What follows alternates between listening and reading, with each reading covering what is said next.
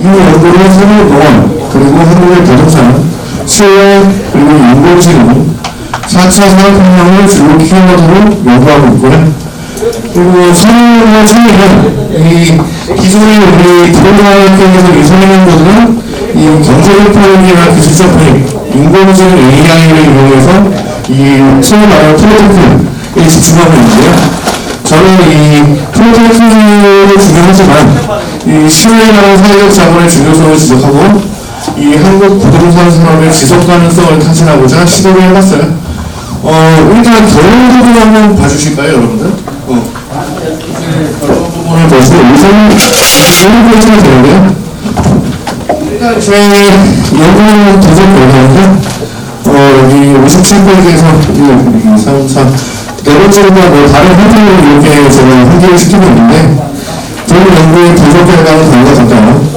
새로운 여건에서 한국의 부동산은 전환기의 부동산 문제 그리고 산업혁명과 실효의 동결에 시대 변화과 사회적 코드의 변화 이 세 개의 문제를 이렇게 크게 내세웠고 세부적으로 보면 이 전환기의 한국 부동산 문제는 부동산 투기 여파 그리고 지능정보 기술의 편중성 세 번째는 이제 공간 이용의 변화등을 제시하고 있고요.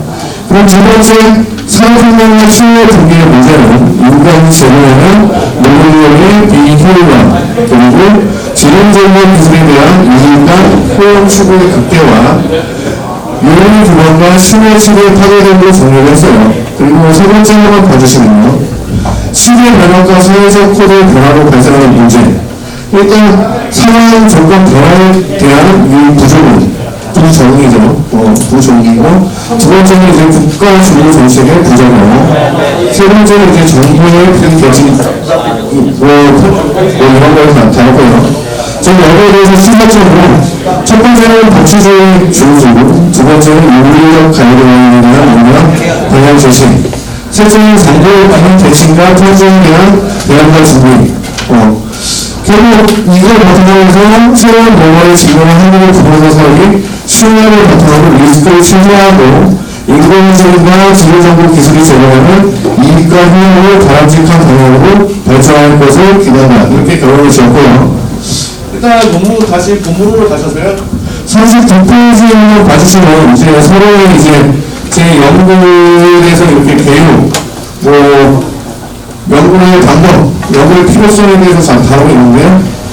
일단 서로 첫 번째부터 보시면 이미 우리 부동산 산업 자체가 전환기에 돌입했죠, 사실. 팬데믹 맞아서 급격하게 변화했고 공간 이용도 변했어요. 일단 저는 4차 산업혁명 그리고 코로나19 팬데믹 자체가 이 새로운 노화, 패러다임 전환, 전환기에 직면하게 만들어낸 주요 원인으로 보고 있고요. 거기에 대해서 이제 첫 번째 문단과 두 번째 문단이 이렇게 다루고 있는데, 일단 이 4차 산업혁명에 대해서 시선이 여러 가지가 있는데, 저 같은 경우에 이제 3차 산업혁명의 정보화는 이게 후반부에 디지털 기술로 진입할 때, 만능에서 이렇게 진행이 됐다 이렇게 보고 있고요. 인공지능 자체는 애초에 이 ICT 또는 모바일 ICT, 인터넷 정보통신 기술이 없으면 거의 무의미하다고 볼 수 있겠죠, 사실은. 이 인터넷 정보통신 기술의 변화로 인해서 이 머신러닝을 구현한다든지 아니면 대량의 정보를 유포한다든지 여러분들이랑 저랑 또는 여러분들이랑 삶이랑 여러분들이랑 공간이랑 신산업이나 기성산업을 이렇게 연결한다고 봐주시면 되겠고요. 이게 두 번째 문단, 세 번째 문단의 주요 내용이고, 일단 이제 코로나, 두 번째 이제 큰 것을 코로나를 보시면 여러분들도 경험을 해봤기 때문에 잘 아실 거예요. 이 중국의 우한에서 2019년 말에 이렇게 발발을 했죠. 그래서 2020년 3월에 바로 팬데믹이 선언이 됐어요. 그리고 우리 마스크를 착용하게 되고요. 그리고 각종 센서 장치를 이렇게 통과해야 되죠. 세계 각국 자체도 도로는 이 세계 자체가 무너지면서 이제 방역식 기회로 돌아가게 됐는데, 일단 비례는 기접촉, 그리고 사회적 거리두기, 이 캠페인 자체가 우리 생활을 이렇게 규제를 하게 되죠. 그리고 되게 이게 재밌는 게 뭐냐면, 어느 국가를 막론하고 정부 주도로 인해서 코로나 방역, 그리고 감염병 관리가 진행이 됐다는 거고, 그리고 인공지능이 여기서 여기서 주를 이용하면서 급속하게 확산이 되게 됐고, 그리고 온라인 사회가, 아니, 오프라인 사회가 온라인으로 이렇게 전환되었다는 거, 그 점을 이렇게 말씀드리고 싶어요. 일단, 우리 같은 경우에는 이제 중간문에 보시면, 뭐, 이에 따라서 뭐 이렇게 나오고, 2학기 이렇게 나오는데, 저희 이제 변화를 이렇게 나왔고요. 그리고 이제 마지막에서 이제 네 번째로 한번 봐주시면, 감염병 관리와 방역체계 일상화 진행에 따라서, 이제 우리의 생활방식 자체가 변화했다는 거. 왜냐면, 이제 온도를 수시로 재고, 마스크를 착용하고, 마스크 안 착용한다고 막 난리 났었죠. 막 전화하고, 막 싸우고, 이게 사회적 하나의 코드가 됐고, 결국 우리 이 생활에 영향을 미칠 수밖에 없었죠. 그 점을 말씀드리고 싶었고요. 여기에 따라서 이 오프라인 경제가 결국 온라인 경제로 전환되게 되고, 인공지능 자체가 인공지능과 이 지능정보 기술이 확산되게 되었죠. 그 점을 말씀드리고 싶고요. 일단 2000년 제 마지막에 두 번째입니다. 49페이지 봐주시면, 현재 시점에서 이 새로운 문화, 이 인공지능의 일상화, 환경 상황 조건, 게임의 규칙 변화로 이용이 된다. 그냥 하나의 거대한 패러다임 같은 거죠. 일종이면 아니면 하나의 게임의 규칙이 변화했다는 거. 그거 이렇게 말씀드리는데, 저 여기서 이제 이 2000페이지 글로벌 분위기를 이렇게 완독을 하는데요. 40페이지로 이렇게 넘어가시면, 이 용어되는 용어 자체가 결국 이 글로벌 분위기에서 이렇게 비롯이 됐거든요, 사실. 그때 사용했다가 지금 다시 이제 팬데믹이 심화되면서 이제 우리가 새로운 환경에 직면하게 되니까 이제 사용되기 시작했는데, 일단은 이 상황에서 이제 각오하고 다른 게 뭐냐면, 저희 이제 인공지능을 유지하게 됐어요. 이 스마트폰 항상 손에 들고 계시죠, 여러분들. 이 스마트폰이랑 아니 컴퓨터 멀티미디어를 통해서 미디어 매체를 통해서 계속 우리 빅데이터 아니면 인공지능이 제공하는 데이터들, 이 정보들의 영향을 받을 수밖에 없죠. 마치 우리가 운전할 때 이렇게 내비게이션에 따라서 이렇게 운행하듯이 여기 이 정보들을 선정하면서 우리는 운송결정을 수행하고 있고요. 실행하고 있고 안 하시는 분들도 있겠지만 그 점을 이렇게 한번 봐주시면 되겠고요. 결국 40페이지에서 이 4차 산업혁명 그리고 코로나19 팬데믹 새로운 문화를 가통하는 키워드는 인공지능인데, 또 이제 우리 부동산은 인간의 공간이 경제적 가치를 상실하는 시대와 역사를 관통할 수밖에 없고, 이 공간이라는 개념은 오직 경제적 가치 하나로 오롯이 규정되기가 어렵다는 거. 왜? 인간의 선택한 행위, 인간과 공간의 상호작용이 발생하기 때문이다. 라고 정리를 했고요. 일단 지금 부동산 사업에서 보면 인공지능과 공간에 대한 접근 자체가 경제적 편익, 경제적 효용이나 기술적 편익에 이렇게 집중되고 있다는 거. 그래서 저는 좀 트러스트가 필요하지 않나. 왜냐면 이제 이런 배경과 선행력을 검토해서 이제 한국의 부동산도 이렇게 현실을 다루게 될 텐데 거기서 이제 본격적으로 확인을 하실 수가 있고요. 일단 40페이지에서 이제 이를 바탕으로 보는 연구는 공간에 관한 경제사회적 개념인 부동산에 관한 논의와 방향성을 연구하고자 한다. 이 연구는 새로운 노말, 인공지능, 한국의 부동산, 신뢰에 관하여 기술적 연구 방법을 적용했고, 설명적, 규범적인 연구와 논의의 시사점을 도출하고 이렇게 정리가 됐어요. 이제 연구 방법까지 다 다뤘고요. 일단 여러분들 이렇게 일단 감사드리고, 일단 여러분들 이제 이론적 배경과 선행 연구 검토 한번 봐주시면, 일단 인공지능 자체가 지금 우리 4차 산업혁명, 우리 미국 노화를 관통하는 하나의 키워드라는 거 이렇게 말씀드리고 싶고요. 앞서서 말씀드렸지만 이 모바일 ICT, 일반 ICT, 이 정보통신 기술이 없으면 이게 성립될 수 없다는 거. 그리고 인공지능과 정보통신의 결합은 이 새로운 부가가치를 창출할 수 있고, 이 지능정보를 지향하고 있다는 거 이렇게 정리가 돼 있죠. 이렇게 한번 봐주시면 되고요. 일단 인공지능 알고리즘에 대해서 이렇게 말씀을 드리고 있는데, 여기 N학부터 시작을 해서 이거 여러분들이 참조를 해주시면 될 것 같고요. 이거 상식 같은 거니까 일종의. 그리고 41페이지를 한번 봐주시면 이제 세 번째 문단이 되는구나. 이후 2016년 이전까지 인공지능이라는 개념은 특정한 분야나 연구자에 의해서 다뤄지거나 특정한 목적에 의해서 상품화되기도 했지만 사회적 요건이나 정보통신의 기준 한계, 그 제약은 분명하다. 이렇게 정리가 됐고, 지금 이 ICT 정보통신 기술과 결합하면서 인공지능이 이렇게 활성화되고 있다는 거, 지금 현재 시절 보고 주고 있고, 싱귤러리티 특이점을 도입하고 있다는 거 이렇게 봐주시면 되고요. 이제 마지막, 여기서 첫 번째 챕터에서 이제 마지막 문장을 보시면, 지금 현재 추세를 보여드리고 있는데요. 오픈AI에서 제공하는 이 챗 GPT, 그리고 구글 버드, 이건 대규모 생성형 인공지능이죠. 지금 여러분들은 각자 나름대로 이렇게 대응하시는 분들도 있고, 준비하시는 분들도 많을 텐데요. 이런 트렌드 한번 봐주시면 좋을 것 같고요. 결국, 우리의 이런 일상 자체, 의사결정 자체, 이거 자체가 결국 인공지능에 따라갈 수밖에 없다는 거고, 그냥 제 개인적인 생각은 애초에 2016년에 이제 니코 스트롱 책에서 나왔지만, 인간의 뇌랑 결국 연결이 될 수밖에 없다. 그렇게 되는데, 이제 그걸 한번 지켜봐야겠죠. 일단 새로운 모델의 11년을 한번 봐주시면요. 일단 두 번째 문단을 한번 봐주시면, 이 로봇이나 용어가 어떻게 등장했는지 나오죠. 근데 제가 여기서 새로운 로봇이나 용어를 쓴 이유는 기존에 나와있는 이 로봇이랑 차별성을 두기 위해서 전 썼거든요. 그 점을 이렇게 인지를 해주시면, 양해를 해주셨으면 좋겠고요.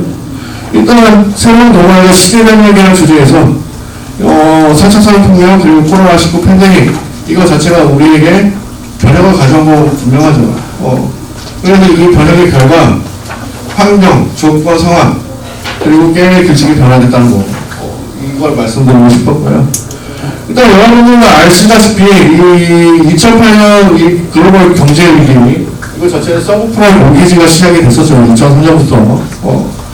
근데 결국에 여기서 핵심적인 건 뭐냐? 이 규제 완화, 치료에 이렇게 이런 기존의 올드한 용어를 붕괴를 시켰다는 거예요.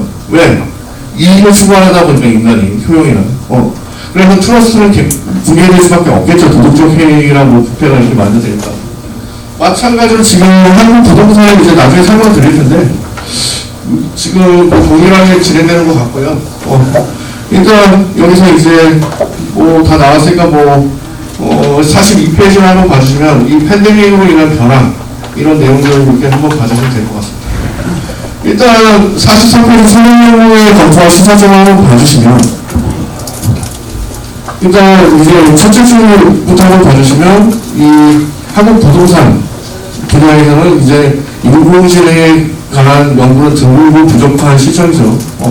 근데 다만 최근까지 진행된 이 4차 산업혁명 혹은 인공지능과 부동산 관련 연구들은 이 프로퍼티 테크놀로지라고 해서 프로테크로 요약되는데 이렇게 연구가 진행되고 있어요. 이제 이름 나와주고 이렇게 참고로 유명한 건데 일단 여기서는 거의 대부분이 지금 이 프로테크에 집중하고 핀테크나 그런 생산성이라든지 여기에 집중되고 있는데요.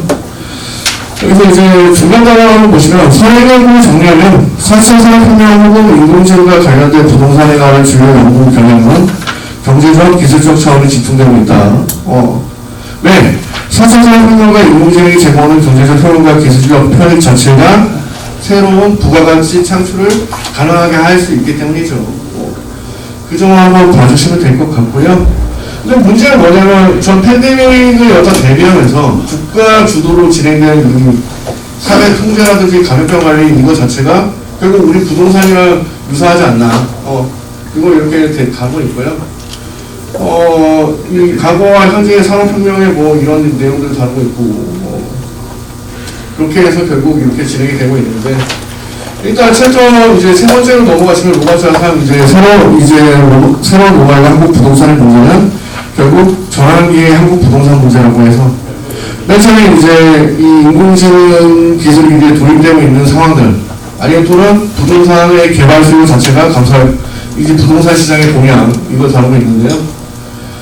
일단 제가 여기서는 이제 계속 전개가 되고 있는데 뭐 빅데이터가 활용되고 블라블라 이렇게 진행되고 있는데 결국 이 2021년 통계청 보고서에서 이 주거 환경이 변하고 있다는 거, 그 공간 이용의 변화를 나타낸 거죠. 그리고 다음 페이지로 넘어가면 이제 문재인 정부에서 일어난 부동산 투기 같은 거, 뭐 LH 뭐 부패 사건 같은 거, 그런 것들. 그리고 이제 세 번째 달라고 보시면 상업용 부동산 임대 가격에서 이제 공간 이용의 변화, 이걸 반영하고 있다는 거 빠고 나오고 있고요. 공간 이용 자체가 결국에는 이 교통수단의 이용 역시 여기서 이제 두 번째죠. 대중교통보다 이 개인이 그냥 움직일 수 있는 범위 내에서 왜 팬데믹의 영향으로 그 안에서 경제권을 형성하고 주거라든지 이런 게 모두 해결되고 있다는 거. 이른바 뭐 마이크로 근로생활권이 활성화되고 개인생활 미제 상권 형성, 뭐 소규모 공원 이용. 결국은 집단에서 개인으로, 대규모에서 소규모로 이렇게 공간 이용 자체가 패러다임이 변하고 있다는 거. 그래서 이를 정리해서 이 한국의 부동산에서 전환기의 한국의 부동산에서 발생하는 문제 자체를 부동산 투기 여파, 지능정보 기술의 도입의 편중성, 그리고 공간 이용의 변화 등으로 제시를 했고요. 두 번째는 산업혁명과 신뢰 붕괴인데 결국 인간 자체의 산업혁명의 동기 자체는 우리의 이 효용 추구, 편익 추구죠. 거기서 시작이 됐는데 초기의 산업혁명은 이 경제적 효과로 인해서 정치체제의 변화까지 도출하고 두 가지 이데올로기 대표적인 걸 수련을 시켰죠. 그리고 우리의 사상이라든지 생활, 라이프 스타일 자체도 진보를 했고 사회 구조 자체도 전환이 됐고. 근데 문제가 뭐냐면 그때 자체도 우리는 이 봉건주의, 아이러니컬한 게 봉건주의적 사고로 19세기, 20세기에 보낸 거죠, 사실은. 그러니까 결국 이 시장 실패나 뭐 정부 실패나 뭐 이런 게 계속 되풀이되고 있는 거고. 일단 그렇게 이렇게 한번 봐주시면 될 것 같고요. 이제 4차 산업혁명에서 제공하는 효용이라든지 특성에 대해서 다루고 있고요. 그리고 여기 한번 봐주시면, 화면 한번 봐주시면, 이 3차 산업혁명 후반기에 진행됐다. 근데 문제가 뭐냐, 이 디지털 사회와 디지털 경제 용어, 이게 더 확장된 형태라고 이렇게 한번 생각을 해주시면 될 것 같고요. 쉽게 생각하시면. 그리고 이제 다음 페이지로 넘어가시면 결국 분명한 건 정부와 시장의 효용성에 관한 의문, 그리고 규제 완화와 신뢰체계 붕괴가 발생한 원인. 결국 정보와 혁명의 효용이 제공하는 기술적 편의가 막대한 도의 경제적 효용은 왜 순식간에 물과 풍처럼 사라지는가? 이건 새로운 게임의 규칙에 대비되는 대치되는 선택과 행위 규범의 부재와 신뢰 붕괴의 원인을 찾을 수가 있다는 거. 그래서 저는 첫 번째는 인간이 제공하는 노동력의 비효율성, 그리고 지능정보 기술에 대한 이익간의 효용의 극대화, 유효 규범과 신뢰 체계의 파괴 등으로 정리를 했고요. 세 번째, 시대 변화과 사회적 코드의 변화로 나타나는 문제, 이걸 다루고 있는데요. 이미 저 서론에서도 이렇게 설명을 드렸고, 여러분들도 이제 이 정도 다 알고 있죠. 사실 경험을 하셨으니까. 여기서, 바로 결과 내리겠습니다. 따라서 이제 문제는 결국 이 상황 조건의 변화에 대한 부적응, 국가 주도 정책의 부작용, 정부의 비대칭, 여기에 따라서 법치주의를 준수할 필요가 있다. 그리고 윤리적 가이드라인과 이 논의의 방향이 제시될 필요가 있다. 그리고 세 번째는 정부의 비대칭과 편중성에 대한 대응과 준비가 있다. 뭐 기타 등등의 내용을 담고 있고요. 여기서 우리가 지능정보에서 나타나는 이슈들은 여기 나와 있으니까 여러분들 한번 봐주시면 되겠습니다. 제가 좀 비슷해서 좀 올라가겠습니다. 감사합니다. 한국의 부동산 산업이 가야 할 방향성을 짚었다 이렇게 생각합니다. 신뢰를 바탕으로 리스크를 최소화하는 방향으로 또는 부동산 산업도 변해야 한다는 메시지를 아마 드린 것 같습니다. 자, 바로 그러면은 우리 하시는 분들 바로 문의 들어가겠습니다. 네. 예, 안녕하십니까. 강남대 김광준 교수입니다. 아주 재미있는 논문을 읽었어요.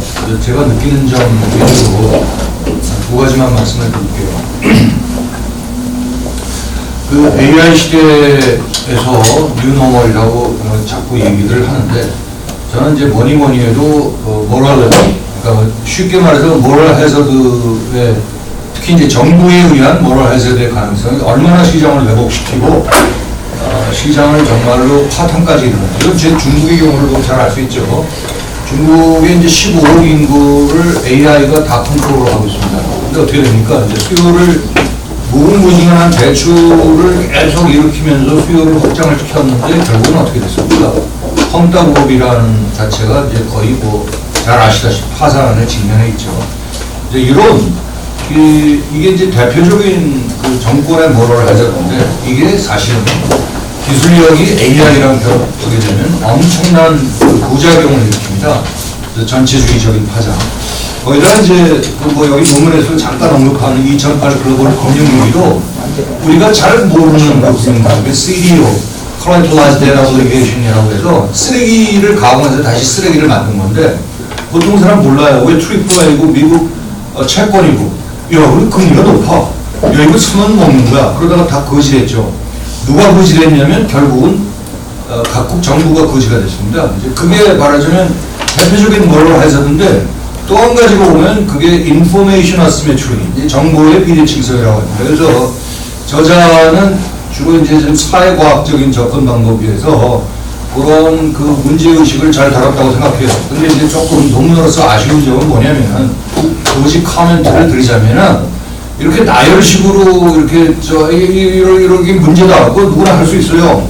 조금 더 디테일하게 모럴 해저드에서 문제점의 해결 방안.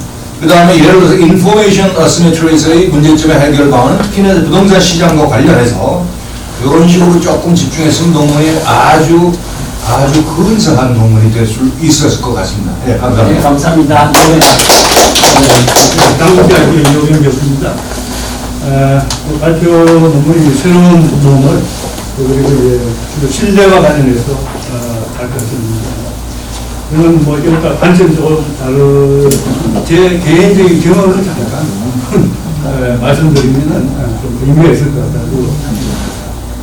제가 유학을 1988년도에 펜실베니아 대학에 들어갔습니다.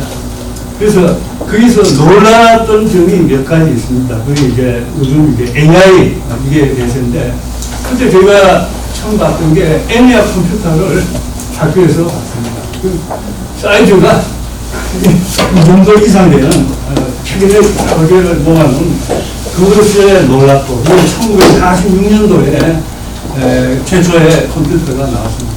그리고 또 놀랐던 게 88년도에 이제 제가 우리는 이제 수강이 자유롭긴 한데 시스템 디파트먼트에 가서 이제 수강도 한 적이 있는데 거기서 지금 가서 보니까 놀랐던 걸로 기억되는 게 아티피셜 인텔리전스 교과목이 그때 1988년도에 그 개설이 되어요. 그래서 지금 와서 보니까 상당히 말이죠. 그러니까 어떻게 보면은 AI라는 게 소프트웨어적인 측면은 벌써 올해 30년 이상 전에 이게 시작되었다. 그때 이제 또 놀랐던 점은 뭐냐면 그때 제가 유학 가기 전에 서울대 환경대학원 그 연구소에서 일했었는데 그때 우리나라 PC가 처음으로 들어와서 샘플로 그렇게 PC를 샘플로 구경을 했던 시절이었는데 또 이제 그게 이제 미국에 가니까 보편화되어 있었다. 그리고 이제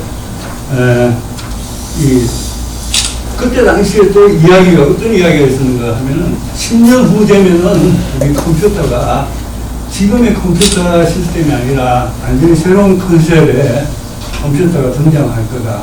아마 지금 생각해보면 그 양자 컴퓨터였을 건데 사실은 88년도에 갔으니까 그게 그때 당시 이야기는 한 2000년에는 양자 컴퓨터가 나왔어야 됐는데 이 생각보다 이게 우리가 지금은 이제 AI라고 이야기하지만 이게 모태된 거는 벌써 30년 이상 되었다. 그래서 최근에 이제 그게 이제 여러 가지 지금의 그런 AI가 정착하기까지는 말하자면 이제 엔비디아 같은 이제 반도체 기술 그리고 이제 언론사를 CNN이라든지 블룸버그라든지 또 월스트리트 저널이라든지 언론기관의 그 정보 축적의 기관이 필요하지 않았느냐. 뭐 그렇게 이제 돌이켜 볼 수 있는 것 같고. 그래서 뭐 저는 이제 뭐이 관련해서 다 이렇게 내용에 동의를 하고 한 가지 이제 좀 기술적인 측면에서 이제 우리가 부동산 쪽에 이제 패러다임, 뉴노멀이라고 이야기한다 그러면은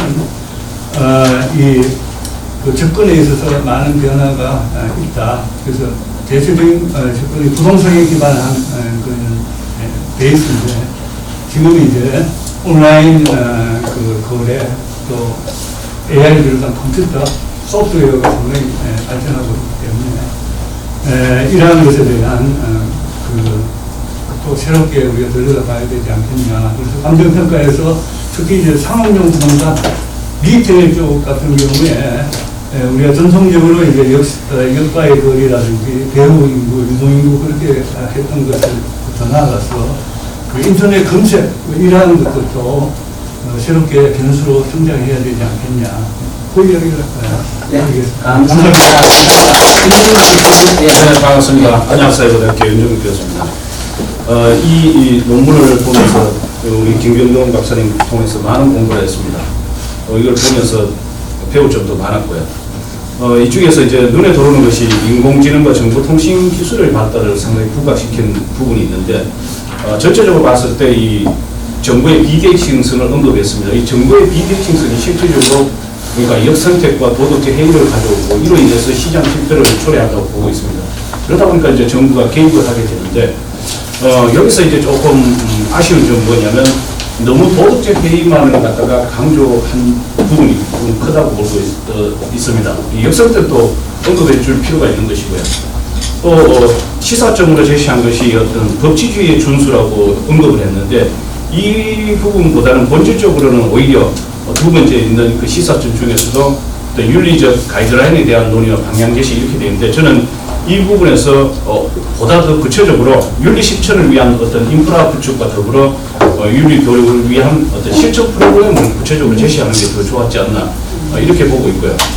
무엇보다도 이건 법치주의의 준수라는 것은 실질적으로 따라갈 수밖에 없어요. 타율적 기준이기 때문에 저는 이것보다는 더 도덕적 어떤 윤리 교육이라든가 윤리 교육 준수 쪽을 더 부각시킬 필요가 있지 않았나 이렇게 보고 있습니다. 그 다음에 이제 45페이지에서도 이렇게 그 산업혁명과 신뢰 붕괴 위에 보면은 연구에 대한 앞부분을 갖다가 정리한 부분이 있는데, 여기서도 보면 실질적으로 이 45페이지와 그 다음에 48페이지에 있는 내용은 어떤 본인 시각에 따라서 달리 해석될 수 있지 않겠나 이렇게 봅니다. 왜 그러냐면 대표적으로 그 지능정보기술의 도입의 편중성 이렇게 되어 있는데, 실질적으로는 이 정보의 비대칭성 문제를 갖다가 해결하는 방안 중에 하나가 방금 보셨던 그 인공지능이라고 했던 그 정보의 어떤 기술의 발달 이런 걸로 인해 가지고 편중성이 오히려 줄어드는 그런 효과를 가져오지 않나 이렇게 보고 있고요. 그 다음에 공간 이용의 변화가 어떤 문제점이라기보다는 어떤 경제적 공급에 있어서 본다면은 오히려 이제 어떤 장점으로 볼 수 있지 않나 이렇게 보고요. 그 다음에 이제 부동산 투기의 여파 같은 경우에도 실제 이 정보의 비대칭성으로 인한 시장 실패 때문에 초래되는 문제라고 보기 때문에 이 자체의 어떤 그러니까 이 여파라기보다는 오히려 부동산 투기 자체를 문제로 봐야 되지 않나 이렇게 보고 있고요. 그 다음에 48페이지에서도 국가 주도의 정책 이렇게 있는데, 잘못 이해하면 이게 시장 전체가 어떤 국가 주도 정책에 의해서 움직이는 것처럼 보이지 않겠나 이렇게 보고 있습니다.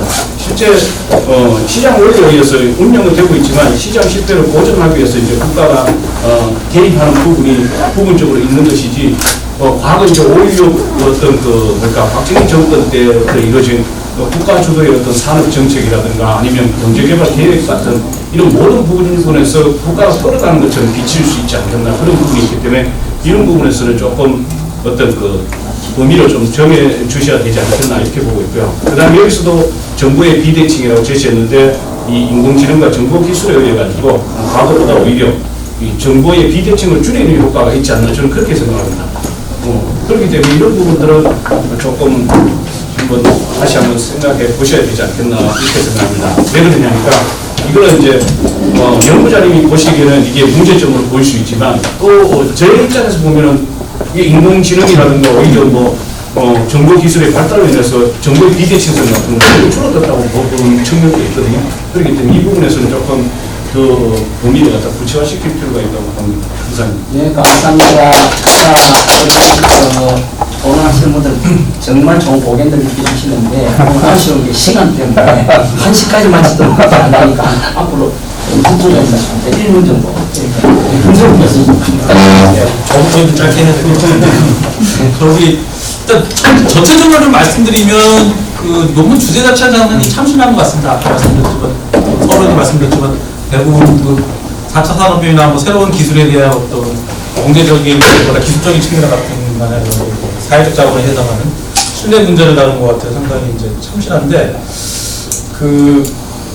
뭐 이런 생각을 좀 했습니다. 제가 이거 미국 가서 이제 연구년 받아가지고 이제 그때 남들 다 이제 골프 칠 때 저는 이제 감정평가사 자격증을 따는데 그때 감정평가사 자격을 따면서 느꼈던 게 그 미국에서는 감정평가사 자격을 가명으로 딸 수도 있고 그러다 보니까 이제 그 서프라임 모기 사태 때 막 감정평가도 어마어마하고 그래서 저 때부터 이제 따면서 열 손가락 지문도 다 찍고 범죄 조회도 다 하고 그러고 그때 이제 얘기 말씀하신 뉴노멀 세대가 이제 도래되면서 이제 규제가 강화되고 이제 이렇게 되는데 요번에 또 새로 다시 이제 뭐 인공지능 발달에 대한 또 뉴노멀을 말씀하셨는데 아까 윤여득 교수님이랑 비슷하게 저는 정보의 비대칭성을 오히려 조금 감소할 수 있다고 생각합니다. 정보의 비대칭성이라는 게 우리 엄밀하게 얘기하면은 어떤 사실 자체를 숨기는 걸 얘기하는 건데 우리가 기술이 발달해서 인공지능하면 대표적으로 한국에서 이제 전세 사기 같은 거 같은 경우도 아파트에서 이제 빌라 같은 게 이제 감정표가 제대로 안 되니까 이런 사기가 벌어지는 거 오히려 그런 인공지능이 발달하면 어떤 숨기는 거 같은 거는 이제 많이 해소될 수 있다고 생각합니다. 반면에 이제 편중성이 좀 문제가 될 수 있을 것 같습니다. 그걸 인공지능을 통해서 어떤 정보를 독점하는 사람이 그걸 공개하지 않고 이렇게 하는데 미국 같은 경우도 좀 이런 걸 좀 뭐 공개를 하고 원소스를 공개를 해갖고 그걸 또 다시 개인이 가공해서 이렇게 해서 그런 문제를 좀 많이 좀 다뤄야 되지 않을까 그렇게 생각합니다. 그래서 뭐 전체적으로는 조금 아주 좋은 얘기를 했는데 조금 더 땅에 딛는 현실적이고 좀 디테일적인 얘기를 좀 더 많이 해주셨으면 좋겠다는 생각을 했습니다. 예. 예, 감사합니다. 이승우 교수님. 감사합니다. 오랜만에 또 뵙게 되었습니다. 이 부산 시골에서 올라온 정도입니다. 그 항상 이거 보면 지금 고견들을 듣다 보면 부동산학이 과연 종합과학이라는 걸 알고요. 오늘은 뭐 이 주제에 맞춰가지고 제가 생각하는 여기 토론 내용으로서는 45페이지를 보시면 큰 제목 산업혁명과 신뢰에 비교해서 이 신뢰 관계가 사실은 뭐 아까 말씀 많이 하셨던 모로 해저드라든지 뭐 이런 게 중요한 게 아닌 것 같고요. 현실적인 거는 이미 법치주의 국가는 법을 지킬 수밖에 없으니까 제 생각에는 국제적인 기준이 있습니다. 표준이 있어요. ISO가 공표를 했는데 그게 벌써 한 6년 됐습니다. 거기에 보면 ISO 55,001이 있습니다. 이건 PD 보시면 답이 나옵니다. 영어로 돼 있어요. 해석은 제가 다 해놨습니다. 제가 다행히 한국자산관리학회 회장으로 있다 보니까 6년 동안 연구한 결과가 있으니까 그것만 보완하면 이 논문은 상당히 시대에 아주 앞서가는 논문인 것 같습니다. AI도 다 되어 있잖아요. 요거는 제가 한번 기회가 되면 교수님을 한번 통화해가지고 서로 협조하도록 하겠습니다. 오늘 좋은 그 논문 잘 들었습니다. 네, 감사합니다. 허상 교수님. 네, 안녕하세요. 대전관 연총입니다. 논문 기대를 갖고 왔는데 좀 아쉬움이 있었던 부분은 최소한 논문이 갖춰야 될 핵심적인 부분에 실증 분석이 상호간 키워드 간의 연계성이 떨어졌기 때문에 같이 잘못하면 논리적 비약으로 좀 몰려될 수 있는 여지가 있어서 좀 아쉬움이 컸습니다. 다 좋은 말씀이기 때문에 제가 한 가지만 지적드리면은 지금 여기에 부동산 투기라는 말씀을 이제 언급을 하셨는데 앞서 김정식 교수님도 말씀하셨던 것처럼 부동산 투기라는 말은 노멀한 시대의 용어이고 뉴노멀한 시대에서는 부동산 투자로 인식하는 게 좀 바람직하지 않나 생각합니다. 네, 감사합니다. 네, 감사합니다. 신유진. 안녕하십니까. 저는 이시스 연구원 신유진입니다. 일단 그 교수님께서 발표하신 내용 중에서 그 문제점이 되어 공감 가는 부분이 있었는데 이제는 첨단 기술을 활용한 그 한 명이 수십 명의 전통 집단들을 이길 수 있는 어떤 구조가 되고 있는 것 같습니다. 그래서 이게 기회이자 수요의 창출일 수는 있지만 그 속도만큼 소외되거나 일자리 일부가 대체되는 진통이 분명히 있을 수가 있을 것 같습니다. 그래서 특히나 저출산하고 고령하고 이제 한국이 나이가 들어가고 있는데 지금 이때 그 인공지능하고 지능 정보 기술에 대한 정보 비등치성과 편정성에 대한 대응과 준비가 필요하다는 문제점에 대해서는 공감을 합니다. 대신 다만 이 문제점을 세 가지로 제시를 하셨는데 통계 분석을 통한 객관적인 분석이 뒷받침되었다면 더욱 좋지 않았을까라고 생각합니다. 네, 감사합니다. 네, 장관님. 안녕하십니까. 부산에서 약 60명 정도의 중개사들을 모시고 중개법인 개벽을 병행 중이고 그 부동산 연구소에서 프로테크 연구 개발 중인 송대웅이라고 합니다. 반갑습니다. 사실 실무에서 느끼는 부동산 시장은 프로테크에 거듭되는 발전으로 인해서 고객과 전문가가 같은 수준이 되었다라고 저희가 그렇게 매일 느끼면서 있고요. 본 논문은 부동산 시장에서 정부의 정책이 주는 영향과 그리고 4차 혁명이 주는 부동산 시장의 변화 그리고 법과 윤리적 기반의 제공을 다루고 부동산 산업이 새로운 노멀에 적응하기 위해서 사회적 자산이 되는 신뢰를 중요시하는 방향으로 전환되어야 된다는 내용을 담아주셨는데요. 이 부분에 대해서 굉장히 공감을 하는 게 사실 고객과 고객, 그러니까 사람과 사람 사이에서 조건을 전달하고 의견을 조율하면서 어떤 의견 합치를 만들어서 부동산 계약을 완성시키는 중개사의 입장에서는 사실 신뢰만큼 중요한 게 없기 때문에 신뢰가 가장 중요해서 이 부분에 제가 굉장히 공감을 하였고요. 다만 방금 신유진 책임연구원께서 말씀하신 것처럼 제시상 세 가지가 너무나 좀 축약된 기술로 독자들의 이해도가 다소 떨어질 수 있겠다라는 생각을 해보았고 하지만 소고의 내용의 논문이다 보니 요약하다 보니까 그럴 수도 있겠다 싶었습니다. 공감하며 잘 읽었고 객관적 데이터가 더해진다면 너무나 한국 부동산 시장에 도움되는 것 같습니다. 감사합니다. 예, 정말 말씀합니다. 안녕하세요. 인천대학교 김용근입니다. 먼저 논문도 잘 읽고 대표도 잘 들었고요. 그냥 제 느낌만 말씀을 드리면은 일단 되게 많은 내용들을 갖고 계셔가지고 좀 생각할 게 좀 많았던 거가 있는 것 같고 또 한편으로는 진짜 이런가라는 생각도 하게 되는 문구도 조금 있는 것 같아요. 그래서 조금 더 좀 포커스를 조금 더 줄이시면 조금 더 명확하게 하는 게 필요하지 않을까라고 생각이 들고 아마 몇몇 문구들이 조금 공감이 좀 덜 가거나 그런 것들은 너무 많은 내용을 담고 계시다 보니까 좀 그런 부분이 있는 것 같습니다. 그래서 그런 부분만 조금 정리를 하시면 좋을 것 같아요. 네. 예, 감사합니다. 예, 세종대학교 조도입니다. 참신한 주제로 발표해 주셔서 감사드리고요. 여러 가지 지적사항이 있지만 제가 다 전해드릴 거고요. 큰 게 몇 가지만 말씀드리면 일단 제목이 영문 제목은 펄러시 정책이었는데 한국 항공관 부동산 이렇게 되어있고 아예 본문의 내용인 3장이 한국 부동산의 문제이기 때문에 새로운 논문을 한국 부동산의 문제와 신뢰에 관한 소극을 보면 좋을 것 같고요. 그리고 제3장이 이제 한국 부동산의 문제잖아요. 그러면 1번이 전환기 한국 부동산의 문제고 2번도 그냥 문제로 적어주면 좋을 것 같아요. 산업혁명과 신뢰 붕괴의 문제. 3번도 시대 변혁과 사회 코드 변화에 따른 부분, 이런 식으로 논리적 일관성과 어떤 타당성들이 있어야 되거든요. 그리고 4장에서 연구의 시사점이 3개 나왔는데 갑자기 3개 확 나오니까 물론 이제 읽어보면 나올 수 있겠다 생각되거든요. 그렇지만은 4장 연구 시사점에서 1번 법치주의 준수 들어가기 전에 왜 3가지가 준수됐는지 이런 것들을 쭉 서술해 주면 좋을 것 같고요. 그리고 눈 노멀이라는 용어가 2008년도에 생성됐다고 그러는데 따지고 보면은 다른 자료를 보면은 1929년 대공황 시절에도 또 탄생했다고 그러거든요. 그러니까 좀 더 부연 설명이 필요할 것 같습니다. 그리고 지적사항이 너무 많아서 제가 이제 시간 상황 좀 말씀드리기가 쉽지가 않은데 그리고 본인의 주장을 밝히기 위해서 출처를 좀 명시해 주시면 좋겠어요. 이게 너무 주관적인 생각인 것 같아서 좀 더 객관화시키려면 출처가 있어야 되거든요. 그렇게 했으면 좋겠습니다. 오늘 감사드리고요. 이건 제가 전해드리겠습니다. 네, 감사합니다. 우리 본장님께서 보견 많이 주시고 땡기들 이렇게 많이 주셨습니다. 감사합니다. 그냥 그중에는 좀 더 디테일하게 써라. 구체적으로 좀 제시해 해주기를 바라는 논문을 있으면 좀 부족하다. 그런데 정리를 좀 해서 논문의 완성도를 높이라는 이런 지적도 있었기 때문에 그래가지고 발표자가 1분 내로 하시랍니까? 아니면 뭐 나중에 제가 하시랍니까? 1분만 말씀드려요. 1분 이내로 하시랍니까? 일단 김동득 교수님이나 이제 김동득 교수님 인공지능이 되는 이 정보의 비대칭이 해결될 것이 아니냐 이렇게 하는데 인공지능 알고리즘 자체가 결국 인간이 만듭니다.